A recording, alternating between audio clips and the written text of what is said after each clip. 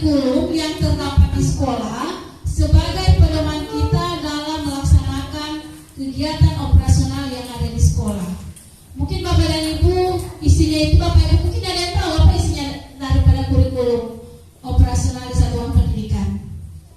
Kira-kira apa isinya Bapak Ibu? Salah satu saja atau satu ada dua, boleh? Iya, ada visi, ada misi di sekolah. Kemudian ada lagi apa lagi Bapak Ibu? Ada tujuan. Tujuan sekolah itu apa dalam 1 tahun ke depan sampai 8 tahun. Biasanya Bapak dan Ibu, visi misi ini dan tujuan sekolah itu setiap 4 tahun itu direvisi. Apakah sudah tercapai atau tidak?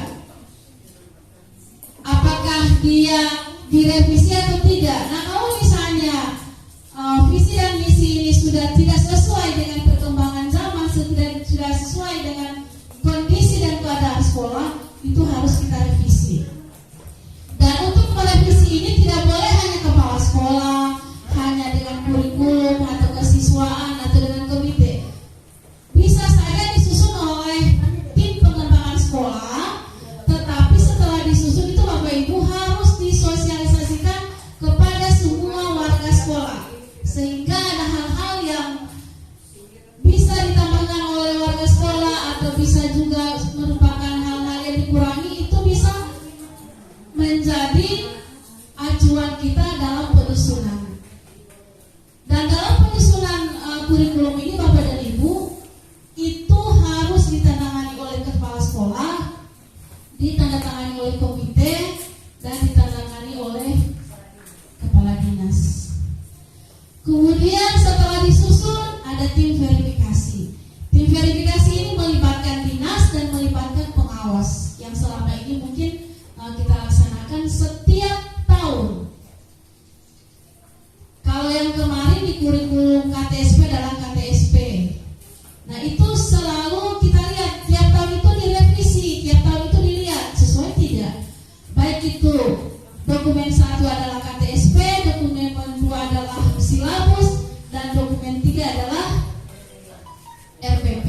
Itu ada 3 dokumen. Dan setiap pelaksanaan pemeriksaan baik itu akreditas maupun verifikasi dari pengawas dan ataupun dari RPP, itu selalu yang ditanyakan, mana kamu punya dokumen kurikulum?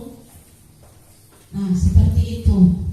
Mungkin kita di sini tidak semua kan bisa lihat ya. Mungkin orang-orang tertentu misalnya kepala sekolah, kepala sekolah dan lain-lain.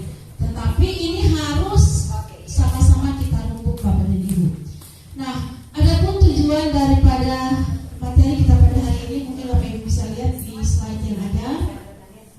Ada 5 tujuan. Yang pertama adalah kita bagaimana memahami prinsip penyusunan kurikulum operasional di satuan pendidikan. Kemudian bagaimana proses penyusunannya, bagaimana kita menganalisis karakter satuan pendidikan untuk pisahin daripada kurikulum operasional satuan pendidikan, dan bagaimana pentingnya operasional kurikulum operasional itu sebagai acuan dalam refleksi berkelanjutan. Dan yang kelima, memahami pentingnya peran guru, bagian penting dalam proses penyusunan operasional satuan pendidikan. Jadi peran guru juga ini sangat berpengaruh pada penyusunan kurikulum di satuan pendidikan. Nah, sekarang kita lihat Bapak Ibu di pertanyaan yang ada. Mungkin ada yang tak bisa menjelaskan kira-kira apa yang Bapak Ibu ketahui tentang kurikulum operasional di satuan pendidikan. Mungkin Pak Hafiz bisa?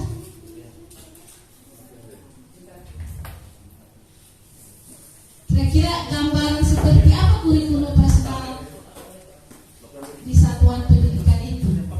Ya, mungkin Pak Samarika silakan. Terima kasih. Kurikulum sekolah itu merupakan seperangkat dokumen yang akan dijadikan sebagai referensi dalam rangka peningkatan maupun pengembangan satuan pendidikan itu sendiri. Iya, oke, bagus. Mungkin masih ada lagi tambahan dari yang lain, ya Ibu Fatma.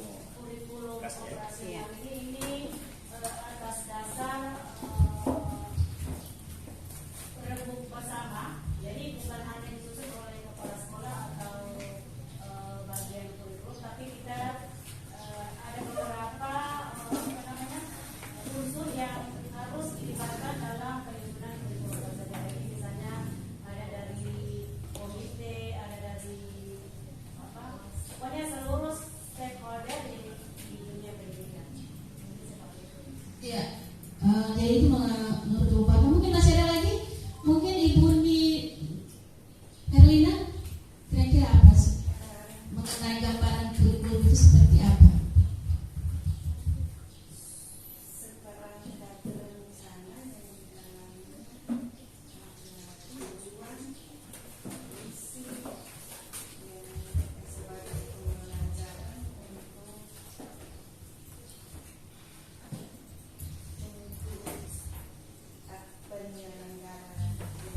Pendidikan yang ada di sekolah, ya.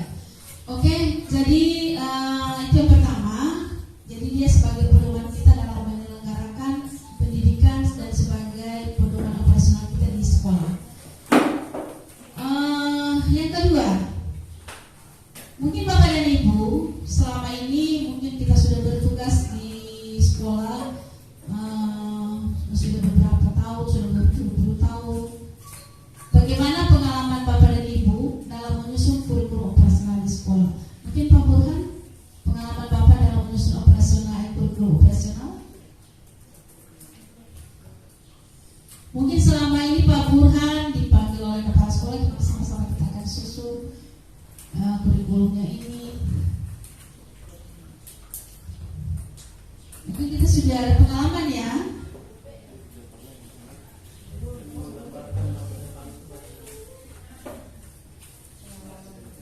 Pengalaman Bapak dalam menyusun kurikulum.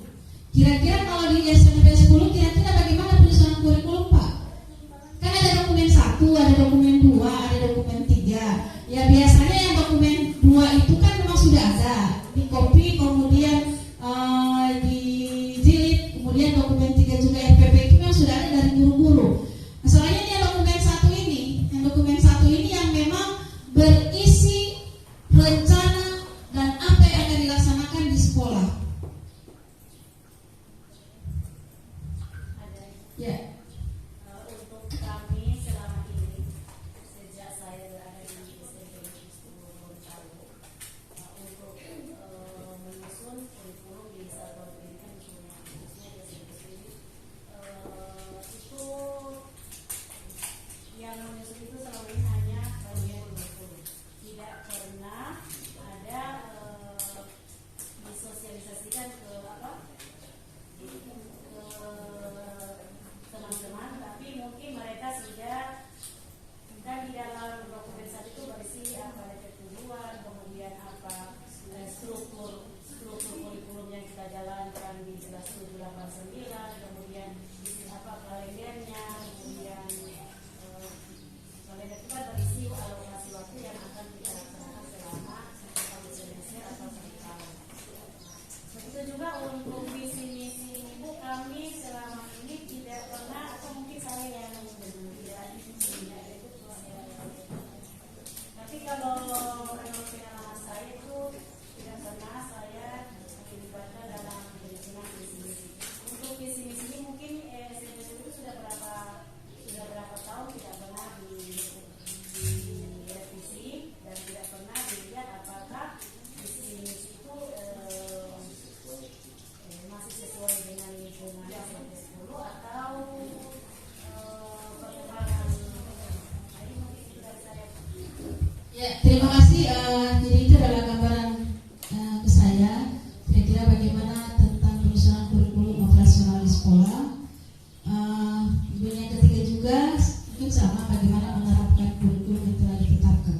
Karena kurikulum yang sudah disusun dan disepakati bersama ditandatangani oleh kepala dinas, komite dan maupun kepala sekolah itu adalah merupakan pedoman kita dalam melaksanakan kegiatan di sekolah. Contohnya kelulusan, kenaikan kelas itu sudah ada di dalamnya. Kenaikan kelas itu misalnya kehadirannya berapa persen, kemudian nilai kurangnya berapa bisa naik kelas dan lain sebagainya. Itu juga dengan kelulusan, misalnya mempunyai sikap baik, itu yang masuk pada kurikulum operasional pendidikan. Di samping itu juga ada kalender dan lain sebagainya. Jadi itu mengenai gambaran tentang kurikulum Bapak dan Ibu, kurikulum operasional pendidikan. Mungkin hari ini juga mungkin kita bagi kelompok sebentar. Kita akan bagi kelompok masing-masing menyusun visi-visi dan dipresentasikan. Kemudian pada hari ini kita akan melihat kira-kira visi apa dan misi apa yang akan kita lakukan. Daripada saya saya hanya menjelaskan tentang visi dan misi yang sekolah lain punya, alangkah baiknya pada materi ini kita bisa menyusun per kelompok kira-kira visi dengan misi apa yang akan kita terapkan di sekolah ini. Karena kalau kita misalnya cari waktu lagi untuk menyusun visi dengan misi, mungkin waktu lagi yang kita perlukan. Jadi saya mengharapkan mungkin sebentar kita akan menyusun visi dan misi maupun tujuan daripada sekolah ini. Oke, kita lanjut Bapak dan Ibu. Saya potong karena itu menjadi rencana sekolah tentang berarti kita tidak mengacu apa yang sudah di sini, berarti bakalan ada potensi akan jadi dipakai juga yang ada di depan ini. Jadi kita membuat sendiri, kemudian itu akan dipresentasikan oleh masing-masing kelompok gitu. Ya, jadi visi dan misi ini kan sekarang ini kan Bapak dan Ibu beda kan kurikulum. Sekarang kita sudah kurikulum sekolah penggerak yang kemarin juga masuk kurikulum 2013. Mungkin visinya itu agak berbeda, bukan sama dengan yang kemarin, tetapi mungkin agak berbeda. Bisa saja sama, mungkin kita tingkatkan lah, kita ubah sedikit. Jadi seperti itu. Jadi saya mengharapkan pada materi ini masing-masing kelompok mempresentasikan visi dan misi, dan yang terbaik merupakan kesepakatan kita pada kegiatan ini, itu yang kita ambil sebagai visi dan misi. Dan insya Allah visi dan misi ini mungkin kita akan rencanakan itu, kita akan membuat baliho ya tentang visi dengan misi, dan hasil kesepakatan hari ini kita akan tentukan. Kemudian yang berikut saya tidak perlu lagi menjelaskan tentang materi-materi yang Bapak dan Ibu mungkin sudah ada di classroom, sudah ada, jadi tidak perlu saya menjelaskan materi panjang lebar dan sebagainya. Jadi cuma poin-poin yang penting yang saya jelaskan. Jadi itu. Oke, kita lanjut Bapak dan Ibu. Jadi kita lihat di sini kurikulum operasional satuan pendidikan adalah memuat seluruh rencana proses belajar yang diselenggarakan di satuan pendidikan sebagai pedoman seluruh penyelenggaraan pembelajaran. Komponen dalam kurikulum operasional ini disusun untuk membantu proses berpikir dan mengembangkan satuan pendidikan. Jadi kalau di sini proses penyusunan operasional pendidikan ini, operasional satuan pendidikan ini, di situ yang pertama itu adalah kita menganalisis konteks karakteristik satuan pendidikan. Kita melihat seperti apa karakter siswa, seperti apa karakter guru, bagaimana lingkungan sekitarnya. Itu yang pertama kita lihat untuk menyusun visi dan misi dan tujuan. Setelah kita lihat, kita menyusun visi dan misi dan tujuan. Kemudian kita menentukan pengorganisasian pembelajaran. Jadi pengorganisasian pembelajaran ini kan memang sudah jelas pada kurikulum yang ada. Kemudian kita menyusun rencana pembelajaran disesuaikan dengan capaian pembelajaran untuk kelas 7 dan KIKD untuk kelas 8 dan kelas 9. Kemudian merancang pendampingan, evaluasi, dan pengembangan. Jadi itu Bapak dan Ibu mengenai materi saya pada hari ini. Jadi kami mengharapkan ini semua bisa kita laksanakan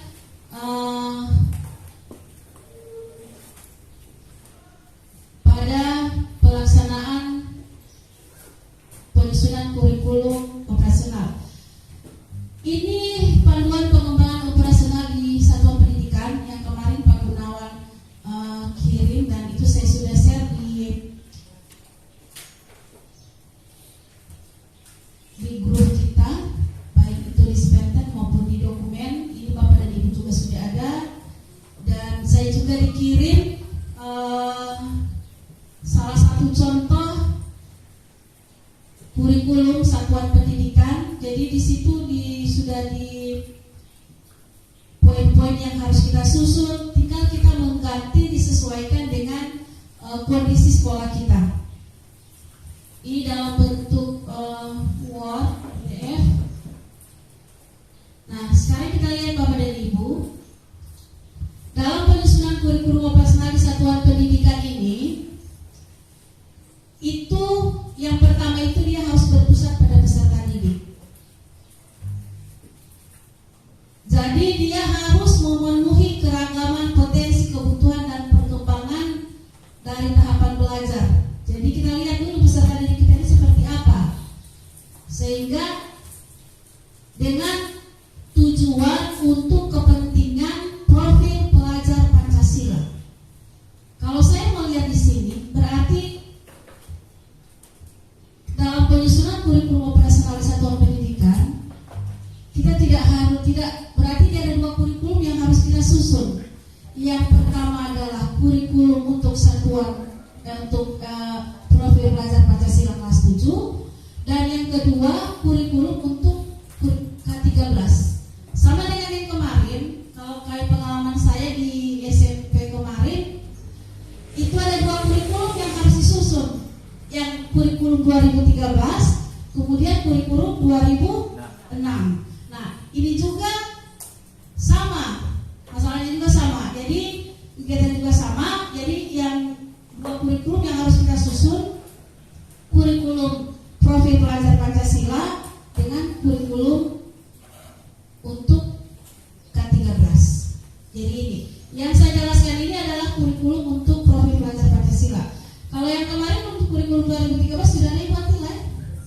Jadi tinggal ada maksudnya sudah ada ya, tinggal revisi, mungkin ada hal-hal yang mungkin direvisi, mungkin ada tambahan-tambahan.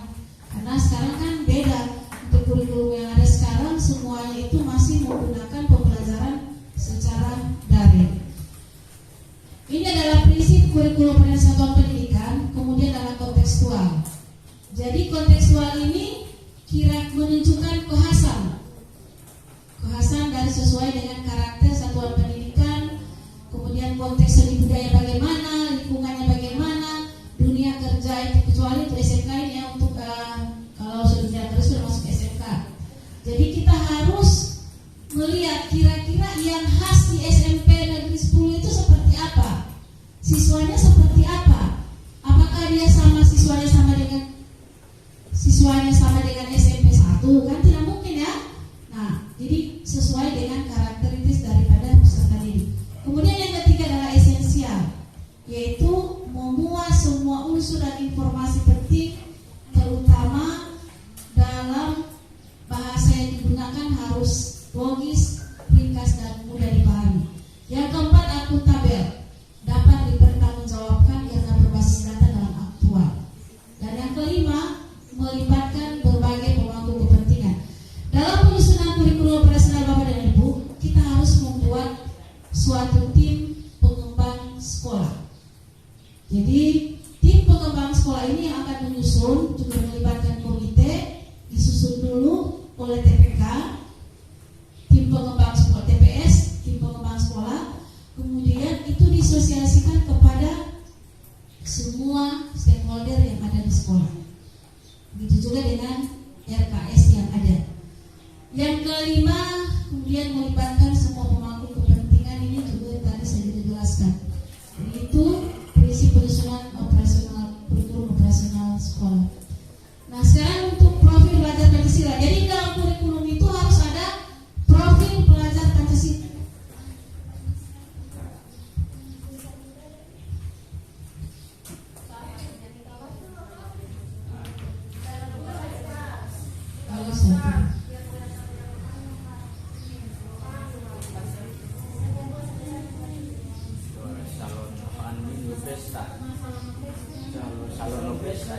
Kalau satu dua, berapa sih?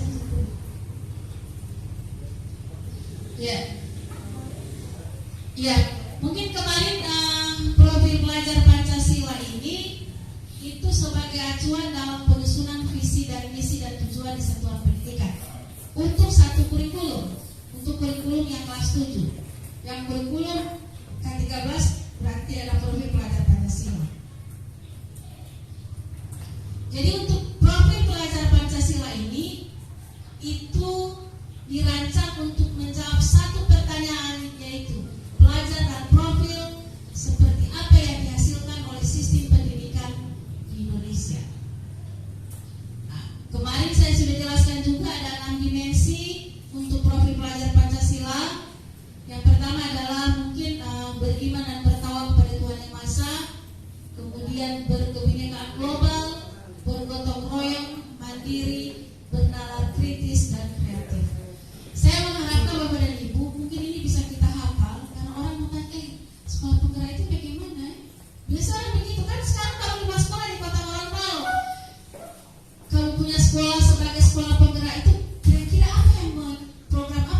sekolah penggerak itu? Itu harus kita bisa jawab. Nah, dengan 6 ini itu adalah kunci daripada sekolah penggerak. Jadi jangan sampai ada sekolah lain yang belum sekolah penggerak, tiba-tiba dia tanya, Ibu Ati, sekolah penggerak itu bagaimana ya? Jadi itu harus kita kuasai Bapak dan Ibu. Jangan sampai ada orang luar tanya, apa itu sekolah penggerak? Soalnya di kepala sekolah ada sudah lulus dari sekolah penggerak. Jadi bukan itu jawabannya. Jadi saya mengatakan pada Bapak dan Ibu, sesuatu yang kita hadapi harus kita kuasai. Iya. Jadi sekolah penggerak itu adalah kurikulum yang tujuannya itu untuk menciptakan profil pelajar Pancasila dengan 6 dimensi yang ada itu.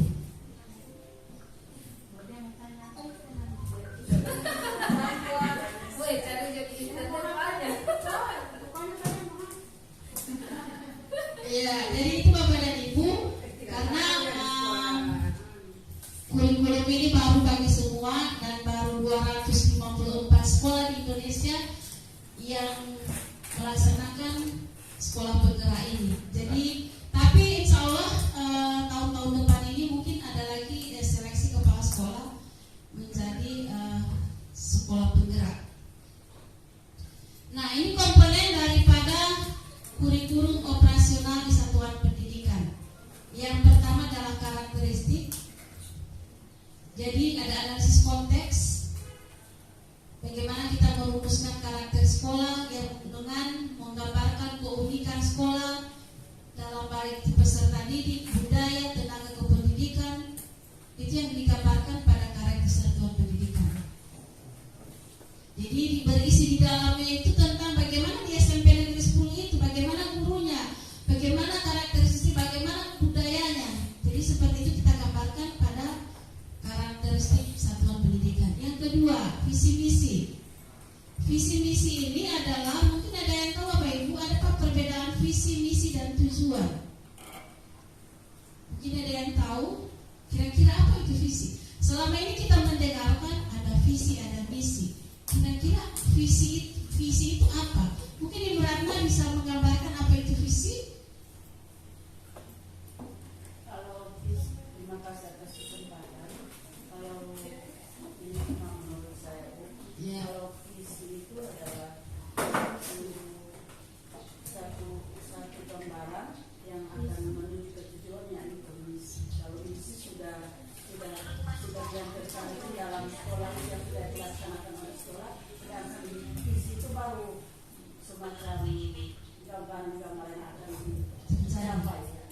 Terima kasih. Ya, mungkin masih ada lagi. Jadi visi itu adalah tujuan masa depan. Jadi tujuan masa depan sekolah itu apa? Nah, di dalam suatu pendidikan itu biasanya ada 4 tahun, sama dengan kepala sekolah. Kepala sekolah itu satu periode itu yang 4 tahun. Begitu juga dengan visi. Visi itu tujuan 4 tahun. Jangka pendek. Kalau jangka panjang itu dia 25 tahun. Jadi biasanya dalam penyusunan RKS itu ada misalnya 2021 sampai 2025. Itu ada. Kemudian berikutnya sampai jangka panjang itu 25 tahun. Sedangkan visi itu adalah langkah atau bentuk cara bagaimana kita mewujudkan itu visi. Jadi itu. Kemudian ada tujuan. Tujuan itu dia berisi tentang apa yang akan kita capai selama 4 tahun itu. Jadi menjawab bagaimana misi itu, menjawab bagaimana sekolah itu mencapai visi. Nilai-nilai yang penting untuk dipegang selama menjalankan misi. Sedangkan tujuan akhir dari kurikulum sekolah itu setelah 4 tahun bisa dilihat kira-kira apakah visi ini tercapai atau tidak, visinya ini tercapai atau tidak, tujuannya ini tercapai atau tidak. Jadi di tujuan itu sebenarnya tidak perlu tujuan banyak-banyak, mungkin bisa 5 atau 6 selama 4 tahun. Mungkin tahun pertama yang kita capai dulu, tahun kedua ini yang kita capai, tahun ketiga yang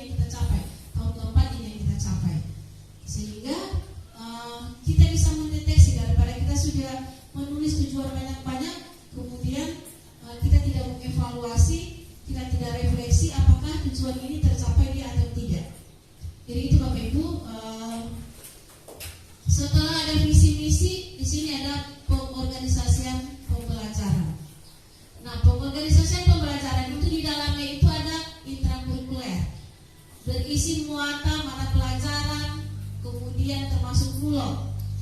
Kira-kira berapa jam pembelajaran itu pada intrakurikuler. Kemudian ada proyek. Nah, kalau kemarin di kurikulum 2013 itu tidak ada proyek pemuatan profil pelajar Pancasila. Itu tidak ada. Kalau intrakurikuler ada. Jadi proyek pemuatan profil pelajar Pancasila ini menjelaskan tentang pengelolaan proyek yang mengacu pada profil pelajar Pancasila pada tahun ajaran tersebut. Jadi cuma 1 tahun. Jadi proyek penguatan profil Pancasila ini dia ada, tetapi dia cuma 1 tahun. Kira-kira apa tujuannya itu? Dan yang ke berikutnya adalah ekstrakurikuler. Nah, ekstrakurikuler apa yang kita ambil? Nah, kalau melihat daripada mata pelajaran di struktur kurikulum yang ada, mata pelajaran seni itu sudah dibagi-bagi. Jadi tinggal satu, kita hanya memilih apakah dia seni rupa, seni tari, teater, kemudian prakarya. Jadi kita pilih saja sesuai dengan kondisi yang ada di sekolah. Mungkin dibuatilah ya, mungkin sebentar di presentasi visi misi bisa kita pilih langsung kira-kira apa yang akan kita pilih. Sehingga pada saat penyusunan jadwal sudah ada jadwal kelas 7, berarti kita ambil prakarya.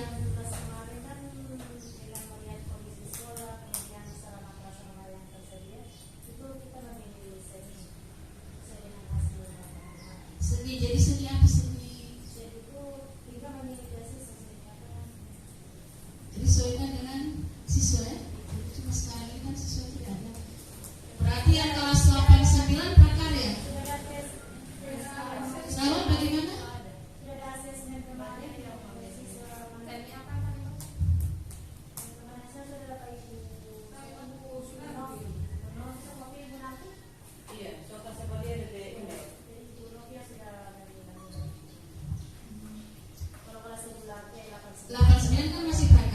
Jadi sebentar kalau misalnya kalau profil pelajar Pancasila sudah kelas 8, beda lagi itu.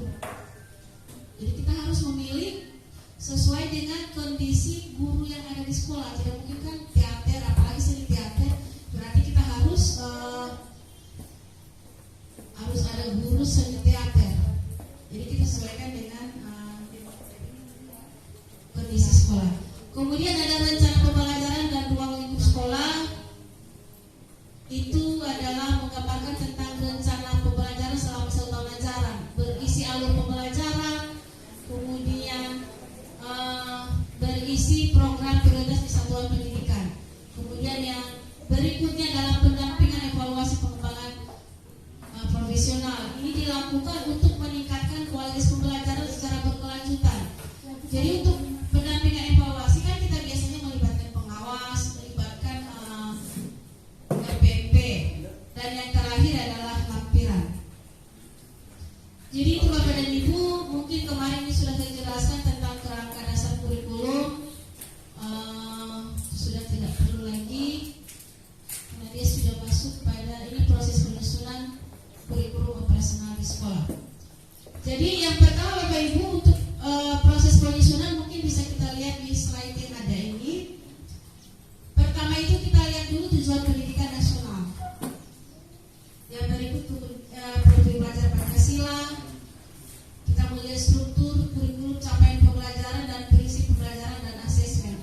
Jadi asesmen juga itu dia masuk pada apa yang akan kita lakukan pada pembelajaran itu kita tulis dalam kurikulum yang ada. Nah, kemudian dari tujuan pendidikan, profil dan struktur, kemudian kita melihat karakteristik, visi misi, pengorganisasian pembelajaran, rencana pembelajaran dan pendampingan. Jadi ini juga sama.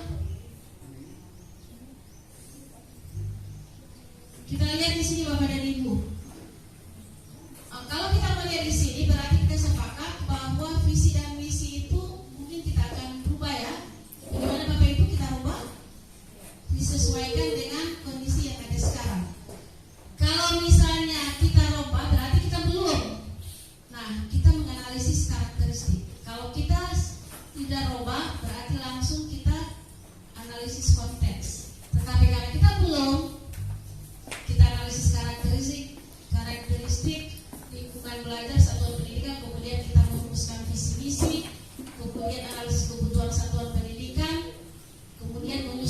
strategi. Nah, kalau misalnya analisisnya ini belum, kalau ini kemudian ada strategi, kemudian kita mendesain organisasian pembelajaran. Oke, ini untuk SMK, kemudian ini analisis. Nah, untuk analisis karakter satuan pendidikan Bapak dan Ibu, ini informasi itu kita lakukan melalui kuesioner, kemudian wawancara, diskusi kelompok, observasi dengan rapor pendidikan. Gitu. Jadi kalau misalnya berarti kita harus ada kuis yang kita sebarkan ke siswa. Cuma masalahnya ini kan siswa tidak ada. Dan kuesioner berisi pertanyaan yang disesuaikan dengan tujuan dan sasaran yang dibutuhkan. Kemudian ada diskusi kelompok dengan mengundang perwakilan dari seluruh warga satuan pendidikan dan tokoh masyarakat. Sebenarnya ini adalah yang harus kita lakukan, tetapi dengan keadaan yang ada sekarang, ini kita tidak sempat mengundang siswa, kemudian mengundang juga tokoh masyarakat maupun komite. Jadi kita susun saja bersama, nanti setelah itu kita akan diskusi dengan ketua komite yang ada. Jadi itu adalah menganalisis. Kemudian yang berikut ini adalah contoh analisis karakteristik. Untuk analisis lingkungan pelajar kita lihat sumber daya alam, sosial budaya, sumber pendanaannya. Jadi kita lihat dulu, kita sudah muluk-muluk menyusun suatu visi misi dan tujuan, tetapi dananya tidak cukup. Jadi kita sesuaikan juga dengan dana yang ada di sekolah. Kemudian sistem kebijakan daerah, jadi itu kita harus perhatikan. Kemudian kemitraan. Jadi kalau misalnya ada kita kerjasama dengan siapa, itu juga harus ada. Jadi itu untuk analisis. Kemudian visi misi mungkin sudah tadi ada, saya sudah jelaskan. Kemudian analisis kebutuhan satuan pendidikan, baik itu peserta didik, guru maupun sarana prasarana. Jadi semua analisis karakteristik satuan pendidikan itu disesuaikan dengan apa yang ada di sekolah tersebut. Ini hanya visi misi yang tadi saya sudah jelaskan. Saya rasa sudah. Kemudian cara membuat visi juga sudah. Untuk membuat visi itu, tipsnya itu adalah sesuaikan pertanyaan untuk peserta didik dengan tahapan perkembangan belajarnya. Tenaga pendidikan terkadang tidak melihat dirinya sebagai pendidik. Berikan pengantar bahwa bekerja di satuan pendidikan adalah pendidik apapun perannya. Jadi tadi itu seperti kuesioner itu harus disebar sebelum kita menyusun visi dan misi. Kalau ini membuat visi, di sini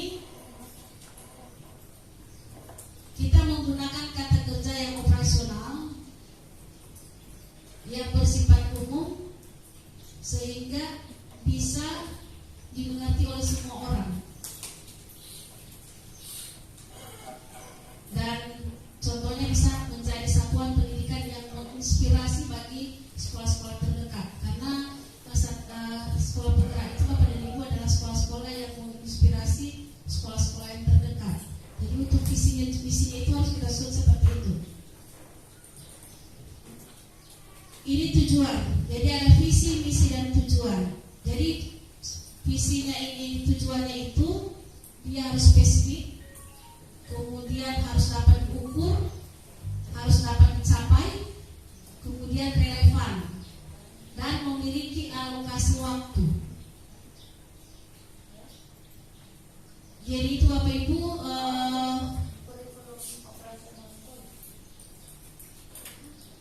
untuk prinsip-prinsip saya rasa itu sudah ada di sama Bapak dan Ibu di materi yang ada tentang prinsip, kemudian apa yang kita butuhkan dan sebagainya. Nah, dalam menyusun suatu kurikulum operasional satuan pendidikan, kita harus menyusun juga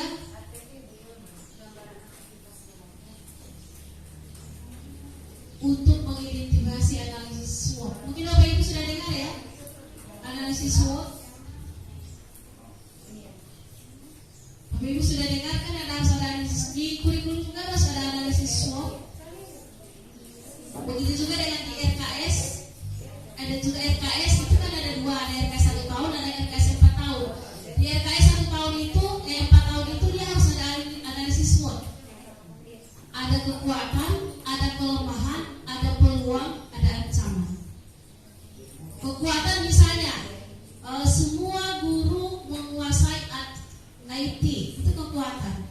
Kelemahan misalnya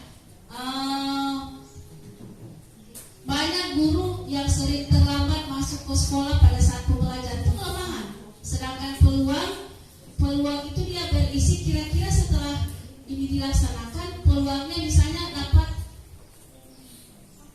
menghasilkan lulusan yang berprestasi.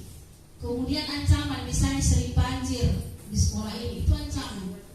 Atau misalnya pagarnya tidak keamanan pagarnya tidak memungkinkan untuk melakukan suatu kegiatan. Atau misalnya internetnya misalnya selalu tidak yang macet dan tidak sesuai dengan kebutuhannya, itu adalah ancaman. Jadi itu adalah dilakukan ditulis pada analisis SWOT yang ada di kurikulum operasional. Jadi ini analisis SWOT Bapak dan Ibu, pengalaman saya sebagai penyusun kurikulum dengan RKS. RKS itu ada dua, RKS yang cuma 1 tahun, baru RKS yang 4 tahun. RKS yang 4 tahun itu berisi jangka pendek, berisi jangka panjang. Berisi jangka panjang itu sampai 25 tahun. Jadi itu sampai 25 tahun. Jadi umumnya kami cuma 4 tahun. Misalnya rencana anggaran 2021, 2022, 2023, 2024. Tetapi pada 1 tahun biasanya RKS yang diperiksa oleh inspektorat dan sebagainya itu hanya 1 tahun. Nah, setelah 1 tahun itu kita revisi kira-kira mana program yang tidak selesai, yang sudah diprogramkan di RKS kemudian tidak dilaksanakan. Kira-kira kendalanya apa yang tidak dilaksanakan? Misalnya penataan halaman sekolah sudah diprogramkan, beli bunga, kemudian pembelian pot dan lain sebagainya. Tetapi setelah dilihat pada akhir tahun, ini bunga ini tidak ada ini. Nah, itu kita lihat kenapa dia tidak ada, itu dievaluasi Bapak Ibu pada akhir tahun. Nah, kalau misalnya dia tidak, biasanya kami itu di pengalaman saya sebagai kepala sekolah, biasanya pada akhir tahun itu ada anggaran yang tersisa. Nah, anggaran yang tersisa itu, kalau kemarin pengalaman saya di SMP 6, itu saya buat karena masih ada anggaran tersisa karena pengaruh pandemi, itu saya taruh tehel di depan. Jadi itu. Kemudian saya buat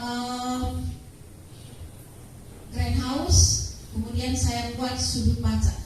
Itu biasanya saya lakukan itu pada akhir-akhir tahun apabila anggarannya itu tidak habis. Jadi itu. Jadi kalau misalnya ada pemeriksaan karena masih ada anggaran tersisa, itu kita pakai. Tetapi itu harus ada di RKS. Makanya dalam penyusunan itu yang utama misalnya gaji guru, kemudian ATK, pokoknya yang rutin yang harus ada itu yang duluan. Gaji guru, listrik, bayar jasa dan lain sebagainya, itu yang duluan. Nah, pada akhir tahun sisa anggaran itu kita gunakan untuk hal-hal yang seperti itu. Oke Bapak Ibu, mungkin ada hal-hal yang ditanyakan mengenai tentang penyusunan kurikulum ini. Ini adalah profil pelajar Pancasila Bapak Ibu, mungkin kita bisa lihat di sini. Jadi visi, ada misi, ada tujuan, strategi pengorganisasian pembelajaran. Jadi tujuannya itu muaranya semua dari yang kita lakukan di sekolah itu adalah profil pelajar Pancasila. Jadi itu. Di profil pelajar Pancasila Bapak dan Ibu itu bertakwa pada Tuhan yang Esa dan sebagainya itu tidak ada lagi orang yang maki-maki di sekolah. Berkarakter mulia, tidak ada lagi yang. Nah, kemarin kami mengikuti perundungan, kemarin ada Zoom meeting mengenai perundungan. Itu diharapkan itu untuk sekolah penggerak. Pada tahun pertama itu diharapkan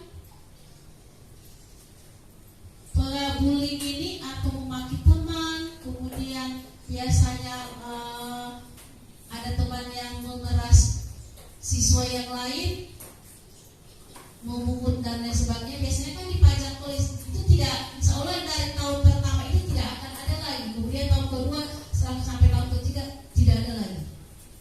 Jadi sebagai guru yang ada di sekolah penggerak, Bapak dan Ibu, wajib kita mendampingi, mengawasi semua program yang ada yang kita lakukan di sekolah. Jadi saya mengharapkan mungkin Bapak dan Ibu mendengar ada orang yang maki, Bapak Ibu langsung panggil. Jangan dibiarkan. Kalau kita biarkan, karena tidak ada yang menegur, makanya mereka akan terus melakukan itu. Itu ketika dia ada maki, sepertinya dia ini wajar. Misalnya dia bilang maki, awasnya lu di kampungnya karena sehingga pada saat itu siswa itu karena takut dengan dia hukuman. Tapi kan sebelumnya itu setiap pagi itu kan kita ada apel ya. Pada saat apel itu kita sampaikan tidak ada lagi siswa yang memakai teman sendiri maupun orang lain. Jadi harus kita disiplin dalam mengatur siswa ini. Makanya tata tertib siswa ini ada di sini, Bapak. Apa isonya? Tata tertib. Jadi tata tertib itu mungkin dievaluasi ulang, Pak. Iya, di zamannya dulu. Jadi saya mengharapkan untuk tata tertib ini mungkin Pak Iswan mungkin dengan beberapa guru dievaluasi dulu, kemudian dipresentasikan kepada kita semua. Kemudian ada masukan-masukan, mungkin dari kita bisa. Karena tata tertib itu disesuaikan juga dengan kondisi yang ada sekarang. Jangan tata tertib yang sudah 10 tahun kemudian kita pakai juga di sekarang ini. Jadi saya mengharapkan tolong direvisi Pak Iswan ya. Jadi saya mengharapkan tata tertib itu baik itu tata tertib guru, siswa maupun pegawai. Jadi ada tiga tata tertib guru, pegawai dengan siswa. Itu yang kita akan lihat, kita akan revisi. Saya mengharapkan hari Jumat itu Bapak Ibu bisa dipresentasikan kayak ini. Nah, ini tata tertib guru siapa yang menyusun? Mungkin kalau tata tertib siswa itu kan saya buat pas pandemi. Mas Pandemi, iya. Pas Jadi pandemi kita awal. akan dulu. Tapi kan bukan berarti itu harus yang dibawa, tapi akan ditampilkan apa mungkin. Iya, apa yang Ya. tampilkan dulu, Sudah ada itu sudah. tampilkan dulu apa yang akan diperbaiki. Ya. Kemudian biasanya menyusun tata tertib guru.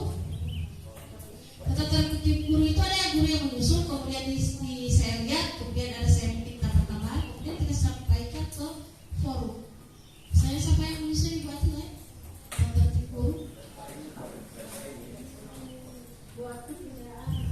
Hah? Tidak ada. Tidak. Beda kode etik dengan tata tertib guru. Kalau ini saya titiknya Bu. Oh, berarti kita harus begitu. Jadi kita akan presentasikan hari Jumat. Kalau pegawai mungkin Pak Edi dengan Pak Eman. Jadi itu. Insya Allah kita ada hari Jumat itu kita akan lihat. Nah, ini adalah gambaran penerapan profil pelajar Pancasila yang di satuan pendidikan. Jadi tadi saya jelaskan dulu tadi itu mengenai budaya sekolah, ekstrakurikuler, kemudian proyek penguatan profil Pancasila dan intrakurikuler. Intrakurikuler itu berisi tentang struktur kurikulum, kemudian budaya sekolah tentang iklim sekolah, kebijakan pada interaksi antara pendidikan serta norma yang berlaku di sekolah. Sedangkan ekstrakurikuler itu adalah minat dan bakat yang ada pada siswa. Kemudian ada proyek penguatan profil pelajar Pancasila, itu menguatkan pencapaian profil pelajar Pancasila yang dikembangkan berdasarkan tema tertentu dan tidak terkait dengan konten mata pelajaran. Jadi itu. Ini adalah penjelasan tentang struktur kurikulum di satuan pendidikan. Ada program ekstrakurikuler, proyek penguatan profil pelajar, kemudian program intrakurikuler. Jadi ini ada 3 yang harus kita capai. Tidak perlu saya jelaskan, mungkin saya sudah share Bapak Ibu ya. Ya, Oke, dari penjelasan saya tadi mungkin ada yang perlu disampaikan Bapak dan Ibu. Ini alur tujuan itu sudah kemarin sudah Ibu sudah jelaskan kemarin mengenai alur pembelajaran, sudah ya? Ya. Oke, ada yang perlu disampaikan Bapak Ibu mengenai? Ya. Terima kasih. Ini kan sebentar kami ada tugas untuk merumuskan visi. Kemudian yang ingin saya tanyakan, apakah visi kita ini sudah sudah menuju ke profil pelajar Pancasila? Sementara kita kan ada 2 kurikulum di sini. Pertanyaan saya. Ya, kita menuju pada profil pelajar Pancasila. Saya rasa untuk kelas 8, kelas 9 juga itu juga karena ini profil pelajar Pancasila ini merupakan suatu program yang bagus. Saya rasa bisa juga mengarah pada kurikulum 2013. Jadi itu. Oke, masih ada lagi yang perlu disampaikan, Pak Assalamualaikum. Oke, terima kasih. Yang pertama, ada yang disampaikan oleh Pak Berdamping kemarin, Pak Berdamping, memang sesuai dengan pertanyaan Pak Apris, memang dibolehkan untuk melakukan inovasi ataupun seperti apa.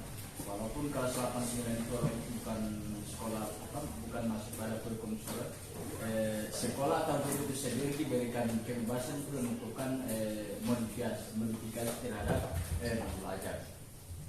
Kemudian berikut setelah saya tidak tahu apakah kemarin atau yang lalu-lalu itu apakah disosialisasikan tentang kurikulum sekolah ini. Nah, untuk sekolah penggerak ini memang setelah disusun, nah harus mau tidak mau harus disosialisasikan kepada terutama kepada orang tua karena memang bukan saja untuk memperkenalkan kurikulum sekolah ini, sekolah penggerak, tetapi memang lebih daripada itu kita mengharapkan dukungan yang optimal dari orang tua itu. Nah, setelah itu kita baru bisa mengimplementasikan di peserta didik. Nah, mungkin kita bisa menjelaskan secara bijak terutama pada orang tua dan siswa ini, jangan sampai mereka punya pemahaman yang sama Pancasila dengan profil Pancasila. Menurut mereka ini Pancasila sudah 6 ya, sudah 6. Padahal hanya itu bagian daripada Pancasila, profil Pancasila itu. Terima kasih.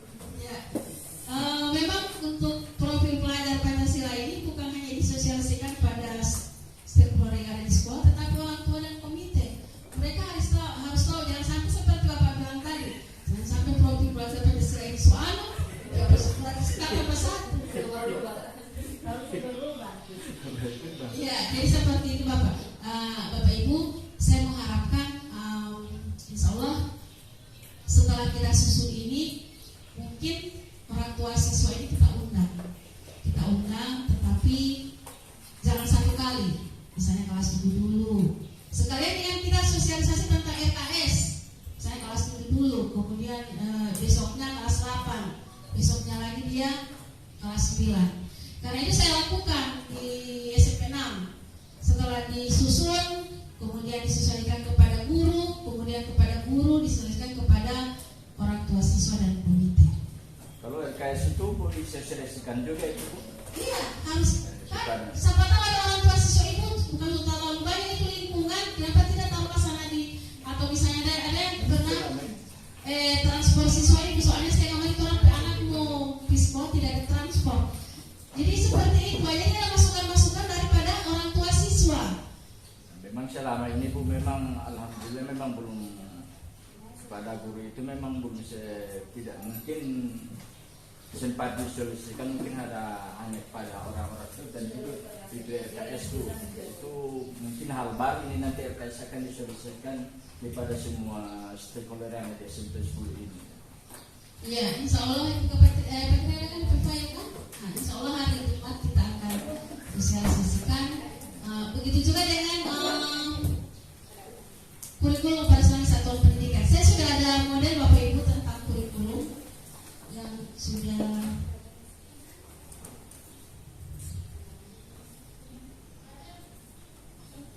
yang Pak ini berikan sama saya, Pak Gunawan, contoh kurikulum.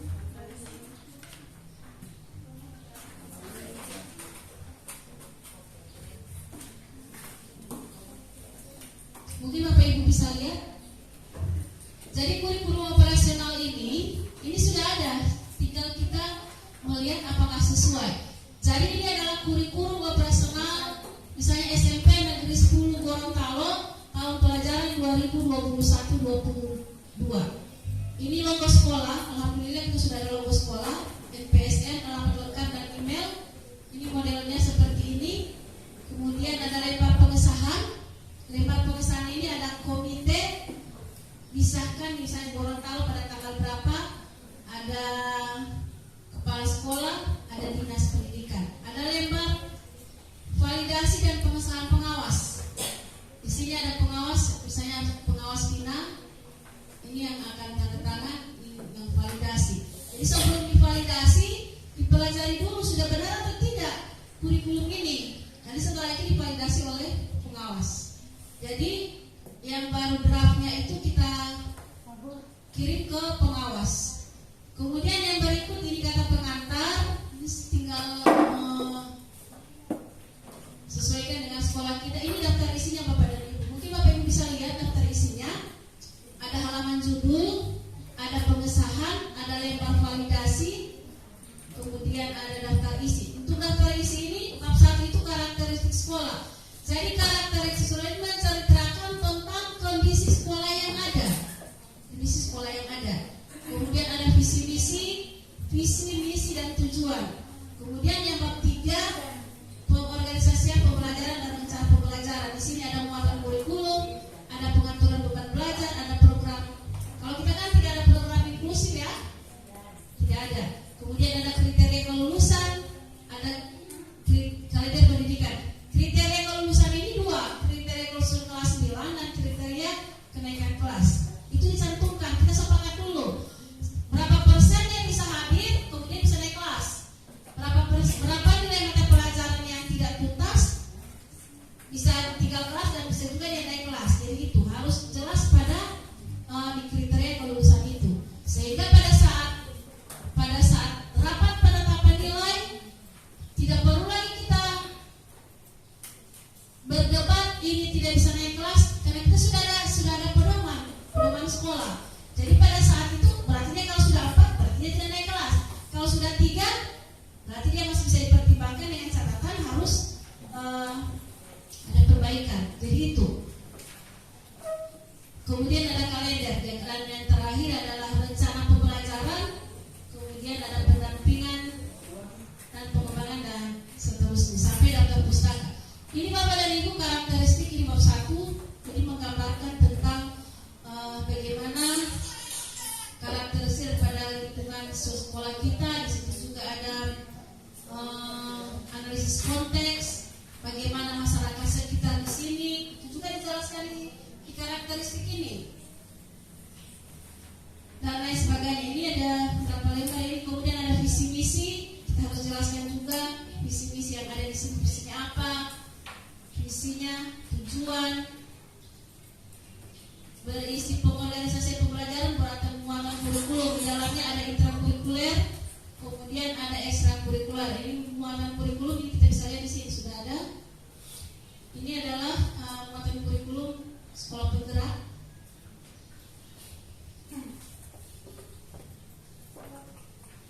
Jadi kalau mapel pilihan ini berarti kita harus itu tulis lagi buat Tila, harus ditulis mata pilihan itu apa, misalnya seni tari atau seni musik, kita harus tulis. Jadi kita ambil yang mana kelas 7. Apakah siswa yang memilih seni 4 seni ini dijatuhkan pilihan ke siswa atau seperti apa? Kita memang pilihan ke seni, tapi karena kalau misalnya kita yang memilih, anak itu kan macam-macam minat bakatnya sendiri. Saya mengharapkan tetap kita melihat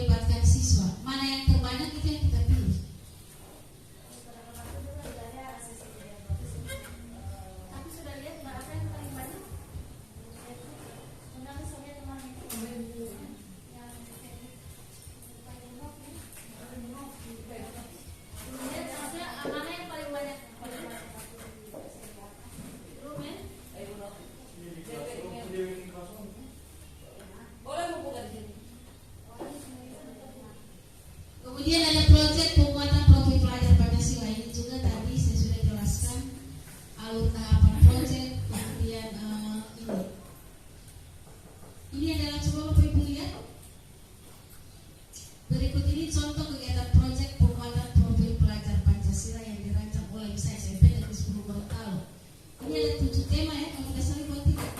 Cuma 5 tema ini. Bangunlah jiwa dan raganya.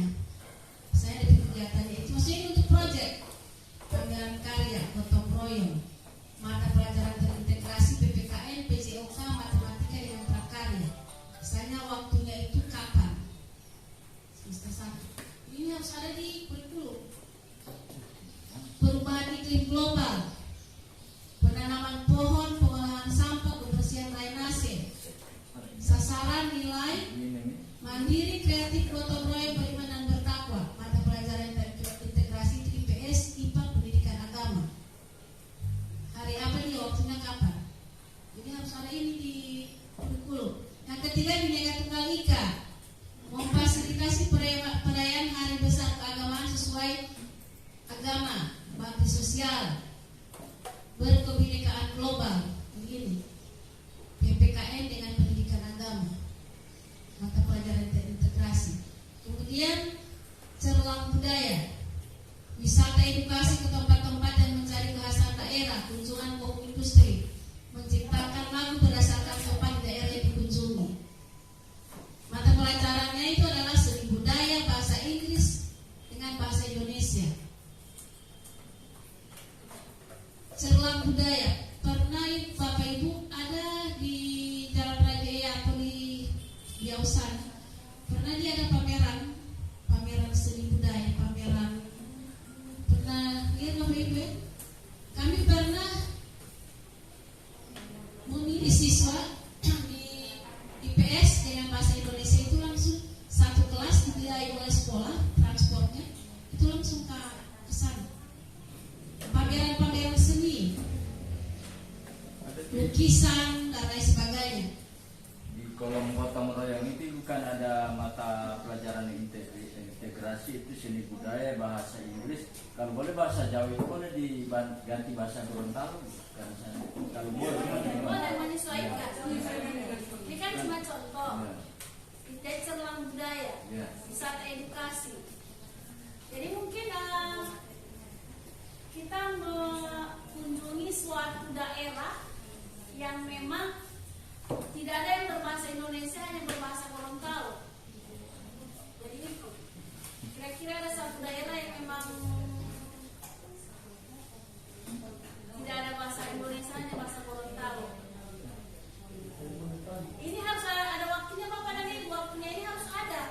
Itu dicantumkan dalam kurikulum operasional sekolah dan harus dilaksanakan. Harus dilaksanakan. Dan ini kewirausahaan. Misalnya kita melakukan Bazar, peta seni, ekonomi kreatif, pembuatan video inovasi, pengolahan, misalnya pembuatan video, inovasi pengolahan, misalnya contohnya daun kelor. Mungkin kalau kita di sini apa yang kita akan buat? Wirausaha yang bisa menghasilkan anak didik kita. IPS budaya dengan informatika. Jadi itu Bapak dan Ibu, jadi saya mengharapkan dari contoh kegiatan proyek ini apa yang kita akan ambil. Ini juga harus tertuang di dalam kurikulum operasional sekolah. Jadi saya mengharap, misalnya PPKN kira-kira apa yang akan kita buat, PJOK apa yang akan kita buat. Bisa saja PPKN itu tidak sama dengan PJOK. Mungkin bangunlah jiwa dan raganya ini, apa yang dibuat oleh PPKN, apa yang dibuat oleh PJOK, apa yang dibuat oleh matematika atau prakarya.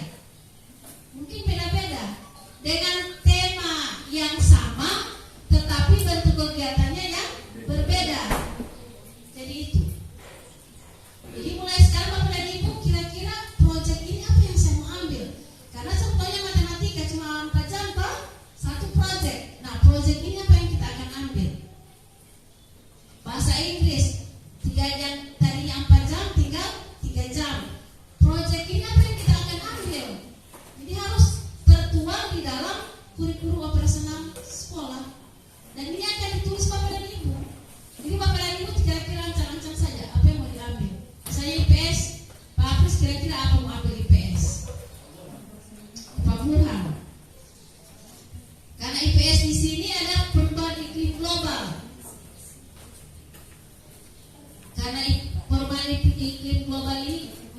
pelajaran yang terintegrasi adalah IPS, IPA, pendidikan agama. Kalau untuk IPA mungkin perubahan iklim global ini banyak yang mengambil. Memang sudah jelas sih kalau Ya, misalnya pengolahan sampah. Pengolahan sampah itu kan berguna untuk perubahan iklim ya. Jadi itu. Ada pertanyaan Bu dari yang contoh ini, kalau kita melihat ini ada tema, berarti mereka ini memilih ada 5 tema dalam 1 tahun. Mungkin yang saya sudah jelaskan kemarin dan ada juga dari yang saya sempat copy kemarin itu dimana untuk SMP itu dia wajib memilih minimal 3 tema per tahun. Di sini kan kita melihat masing-masing tema disesuaikan dengan mapel yang sesuai yang terintegrasi di mapel apa. Jadi mungkin ini juga yang masih membingungkan. Ini sekolah menentukan tema dan menyebarkannya untuk setiap kelas di setiap mapel. Kemudian untuk SMP itu wajib memilih minimal 3 tema per tahun. Jadi hanya 3 tema dalam 1 tahun. Berarti setiap tema itu dia harus terintegrasi ke semua mapel. Kalau di sini saya melihat tinggal melihat tema-tema mana kira-kira yang cocok di mapel ini, di mapel masing-masing mapel. Ya, ini tema ini sudah ada. Jadi ada 5 tema ini. Dan 7 tema sebenarnya sama yang sudah diberikan. Nah, sekarang kalau yang 7 tema mungkin apa yang belum ada? Kalau 7 tema itu perubahan iklim global sudah ada di situ, kemudian kearifan lokal. Kearifan lokal ini masukkan kegiatan budaya. Cara Kemudian budaya. Bhinneka Tunggal Ika, bangunlah jiwa netralita, suara demokrasi, kemudian berrekayasa dan berteknologi untuk membangun NKRI, kemudian kewirausahaan. Itu ini 7 tema yang sudah ditentukan di Oh, ini cuma 5 tema. Masalahnya tema ini yang kita akan coba di kurikulum. Iya. Kita akan pilih yang kurikulum. Makanya kita sepakat saja kita ambil apa. Bapak Ibu kan akan mengusung modul. Saya sudah ini kalau kita mau pilih tema 1 berarti yang terkait itu kan cuma 4 mapel. Kalau kita tambahnya yang kedua ada 3 mapel berarti sudah ada. Nah kemudian yang belum ada itu masih PKN seni budaya, bahasa Inggris, bahasa Gorontalo, bahasa Indonesia. Nah itu ada di nomor 4. Nah kalau misalkan kita untuk semua mapel supaya ada, kayaknya harus semua. Kalau misalkan kita cuma memilih 3 yang di bawah ini tidak terpilih, tidak ada. Yang informatika misalkan tidak ada di atas. Itu baru dia informatika itu masuk di kewirausahaan dia. Sementara dia kan semua mapel itu disediakan 1 jam untuk proyek. Jadi mungkin 5 ini yang harus dijalankan. Oleh karena itu cuma untuk yang mapel yang sudah 2 misalkan agama kan agama di perubahan iklim global dan Bhinneka Tunggal Ika mungkin cuma salah satu dia harus jangan begitu. mungkin bisa memilih pada Bhinneka Tunggal Ika. Bhinneka Tunggal Ika itu Iya. Misalnya agama misalnya kan ada 2, perubahan iklim dengan Bhinneka Tunggal Ika. Pilih salah satu saja. Apa yang saya akan buat ini di 1 tahun ini? mungkin saya ambil Bhinneka Tunggal Ika itu karena berkaitan dengan gotong royong dengan kebinekaan global itu. Ya. Pas supaya hari besar keagamaan. Ya, masuk itu. Maksudnya pakai kegiatan apa? Kan ini kegiatan ini tidak terikat yang ada di sini. Terserah Bapak dan Ibu apa yang Bapak Ibu buat. Yang jelas cuma bentuk kegiatan ini adalah gambaran bagi kita semua apa yang akan kita buat. Kalau saya matematika mungkin sudah ada gambaran karena di sini dia bilang pameran karya mungkin saya di mata pelajaran matematika itu proyeknya meminta anak untuk membuat misalkan alat peraga matematika yang mungkin dari bahan bekas atau seperti apa ini yang di sini kan paling banyak mebel jadi mungkin minta bekas-bekas apa kayu di sana bikin alat peraga mungkin itu kalau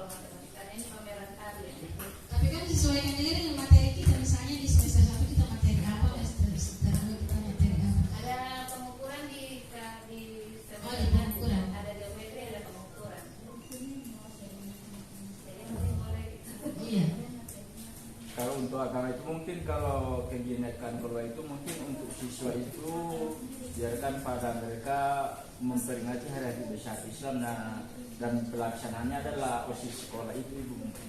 Selama ini memang di sini ini masih jarang dilakukan memperingati hari besar Islam itu yang dilakukan di sekolah.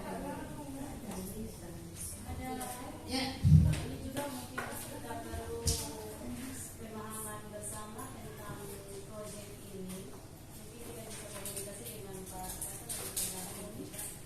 ini untuk satu proyek itu apakah karena yang menurut sesuai dengan yang dijelaskan kemarin itu pelatihan itu kita kan memilih 3 proyek dalam 1 tahun.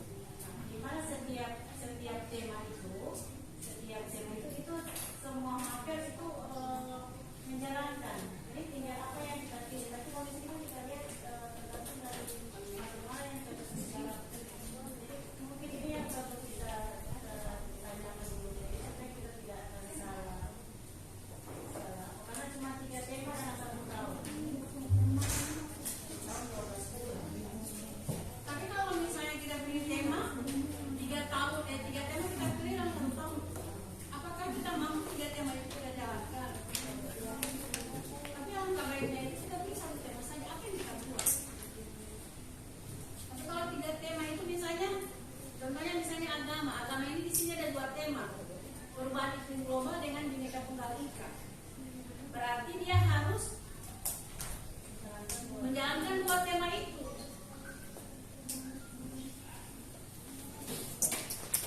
Tapi alangkah baiknya itu kita pilih 1 tema saja.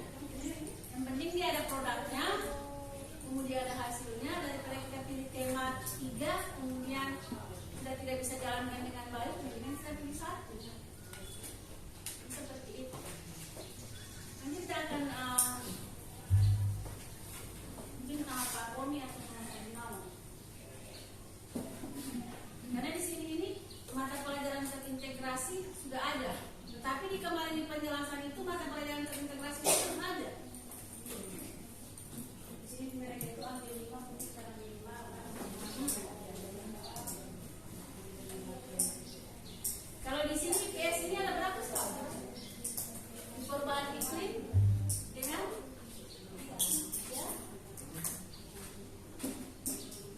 dengan kewirausahaan. Dia punya waktu ada bulan. Iya, waktunya makanya di kurikulum kan sudah ada waktunya. Sama tematik kalau kewirausahaan itu juga nih. Minggu pertama di sana dulu. Ini waktu ini Pak Ibu bisa fleksibel ya, sesuai dengan kondisi kita. Kalau matematika di Desember minggu kedua atau minggu ketiga semester lanjut. Berarti Desember ini soal ada. Harus sudah ada ini. Kita sesuaikan lah. Mungkin di semester 1 kita mau bahas, semester 2 kita buat proyek apa. Kira-kira teman-teman lain bagaimana?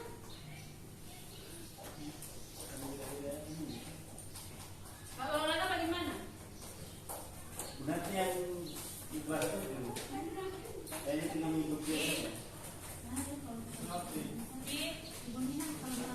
Bangunan jiwa dan raganya, pameran karya, gotong royong kreatif, sasaran nilai, gotong royong dan kreatif.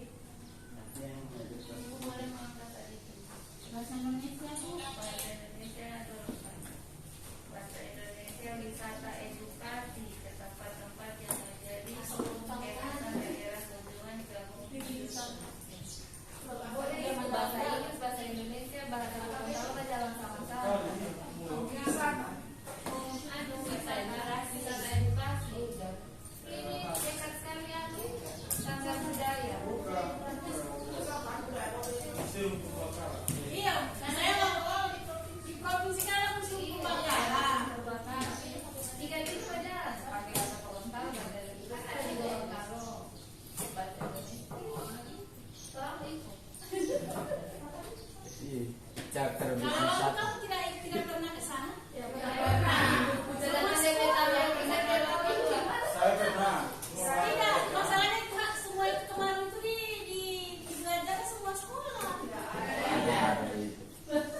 Mangkage sampai Sunda pada itu. Buku semua sekolah itu ada. Saya itu dengan SMP berapa? SMP 4 kalau tidak salah. Ada yang menunggu di sana. Memang jadwal dari provinsi.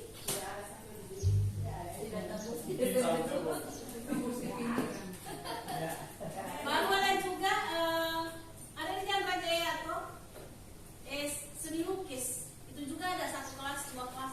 Itu ada FPS. Ibu ini yang bawa ibu. Ada yang di iya betul kamu. Jadi ada 2 kelas kami putus. Tapi mereka kembali itu harus bawa referensi apa yang mereka dapatkan di sana itu.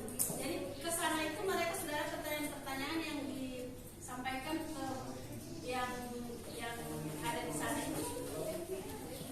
Sehingga pada saat kembali Bu IPS yang akan lihat kira-kira apa yang kamu lihat di sana itu apa kira-kira kamu seperti apa.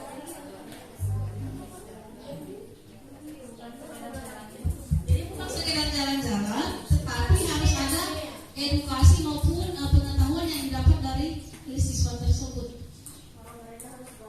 Iya, ada laporan. Karena kan laporan itu sebagai bukti juga untuk pembayaran transport mereka. Jadi kalau ada bukti laporan bisa transport setiap orang. Jadi itu. Oke, ada Bapak Ibu mungkin kira-kira Bapak dan Ibu mulai dari sekarang karena ada project kita harus lihat apa yang saya akan memberikan ini untuk 1 tahun ke depan. Dan ini Bapak dan Ibu akan disampaikan di sini di kurikulum operasional satuan pendidikan. Akademik misalnya mengaji olahraga apa yang akan bentuk kegiatan ini Bapak dan Ibu ini cuma contoh, mungkin saja ada hal yang lain.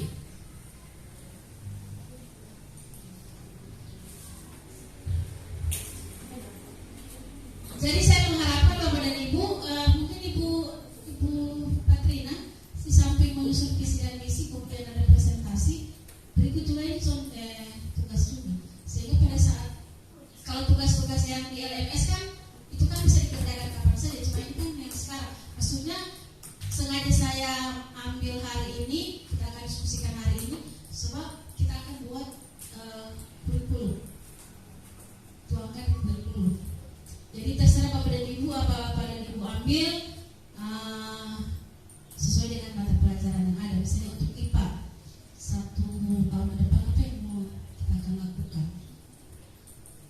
Juga dengan matematika kan matematika kelas 1 mungkin sudah PPKN ini kira-kira apa yang akan Ibu Maya lakukan untuk Bhinneka Tunggal Ika. Karena PPKN ini ada 2, bangunan jiwa raganya dengan Bhinneka Tunggal Ika.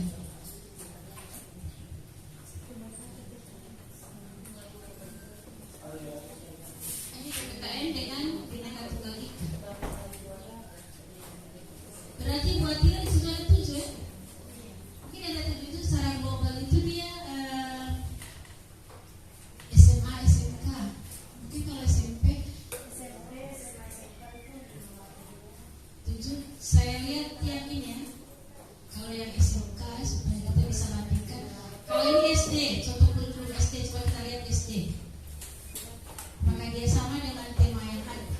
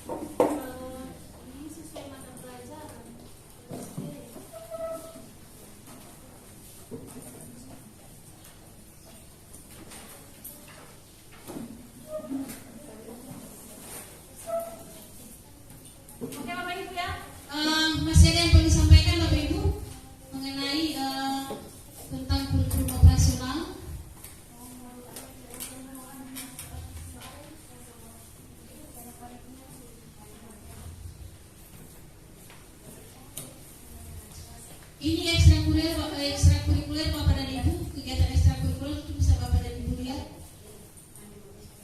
Pramuka PMR itu kelas 7, 8, 9 pramuka. Kalau PMR cuma kelas 7 dengan kelas 8. Kalau yang sudah kurikulum 3 tahun ini. Ya. Sedangkan matematika untuk karya ilmiah kelas 7, kelas 8, matematika, biologi, fisika, IPS terpadu dengan akhir. Itu untuk kelas 7 dan kelas 8. Untuk latihan